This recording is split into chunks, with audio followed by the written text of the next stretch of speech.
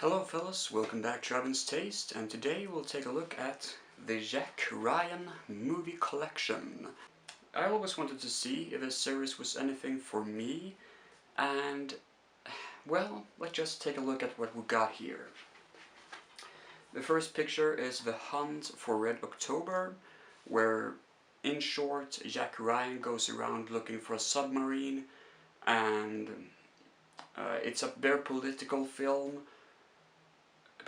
And it doesn't happen that much in the movie. I mean, sure, the production value is good, the actors is doing a good job, the music is cool, and everything from the production is really interesting. But it's the script and the events happening that sort of doesn't happen, that doesn't interest me that much. It's not totally awful. I did find it exciting, but I never really found it intense, you know? So I was actually left pretty unimpressed by this picture. Patriot Games. This is where Harrison Ford is this time around playing Jack Ryan in London. He goes around having a good time and accidentally stops a terrorist attack by just being at the right place at the right time. Sean Bean, playing the main villain of his terrorist organization, gets pissed off and wants to avenge by killing Jack Ryan's family, because Jack Ryan technically killed Sean Bean's brother during the assault. Ooh, big what? Anyways, it becomes actually really exciting, because it's not a movie where it's all about explosions and action and over-realistic, you know, action scenes like in Taken. It's more of a thriller, an ice-cold, exciting thriller film. And it's everything that Taken should have been like, because let's face it, Taken is awful. I don't get what's the big point with that picture. Patriot Games is not an over-patriotic film as I first was kind of scared that it was gonna be, but don't you worry, the over-patronizing shit comes later. With clear and present danger. I hate this fucking film. The president has some problems with drug addicts or a drug cartel who kills his best friend or something like that, and he sort of gets pissed off, so he sends in a squad to kill them, and Jack Ryan just happens to be thrown in the middle of a movie somewhere, and we start to wonder what is he gonna do in the film. And I think Jack Ryan wonders the same thing, because the focus isn't about him or anything, it's just all over the place, telling different stories, and I didn't get jack shit what was going on, to be honest. It was just a very confusing picture. I do not like this movie, and I do not recommend it. In the end, I didn't even give a damn what was gonna happen. And this movie is bad, and it stars Harrison Ford and Willem Dafoe.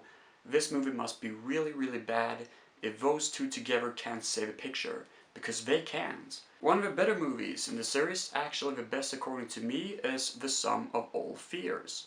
I've heard about this movie before, but I've also heard about The Hunt of Red October, and that was kind of a disappointment for me. So I was worried what this movie was gonna be like, what's the fuss all about. But I saw it, I thought the beginning was pretty cool, and then it happens. A massive terrorist attack, something that is actually one of the more surprising elements that I've seen in any thriller, occurs from nowhere, and it gets stuck in the brain directly afterwards, because it's such a big thing happening.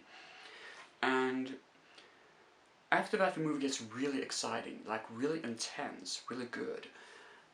So you start off to wonder, you know, well, how can you beat that? How can the movie get any better? But it does actually get any better, because there is talking about Third World War going on here, and I've never seen any movie so close to actually go into becoming a World War III picture, just to end it right in the nick of time. It's like the Civil War all over again.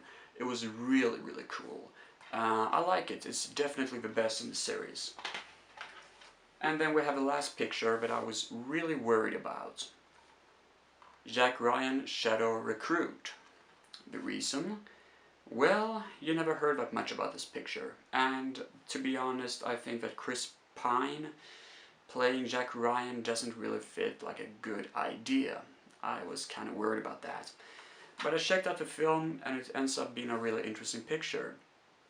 Even though it begins very weird by showing Jack Ryan's backstory, and that has nothing to do with the plot. And then we'll get tossed into like Russia, and the real story begins with a terrorist organization and Jack Ryan trying to infiltrate it.